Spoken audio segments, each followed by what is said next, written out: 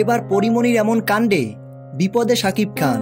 সম্প্রতি ৮ই জুন জমজমাট আয়োজনে হয়েছে ঢাকা ফ্যাশন ২০২৪ অনুষ্ঠান।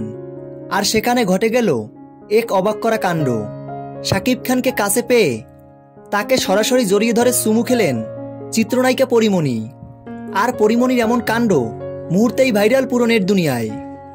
তবে এই বিষয়টিকে স্বাভাবিকভাবে নেয়নি অনেকেই সমালোচনা করতে ব্যস্ত এই বিষয়টি নিয়ে। তাই তো তারা বলে বেড়াচ্ছে পরিমণি এমনই, যে কোনো সময় শাকিব খানকে সামনে পেলে তাকে জড়িয়ে ধরতে চায়। আরেকজনে লিখেছেন, শাকিব খান ও পরিমণি দুজনে খুব ভালো বন্ধু, তাদের জন্য এটা স্বাভাবিক, এখানে সমালোচনা করার কিছু নেই। জানা যায় ৮ই জুন প্রথমবারের মতো পরিমণি, পূজা শেরি এবং ছোট পর্দার নায়িকাদের সাথে র্যাম্পে হাঁটেন শাকিব খান।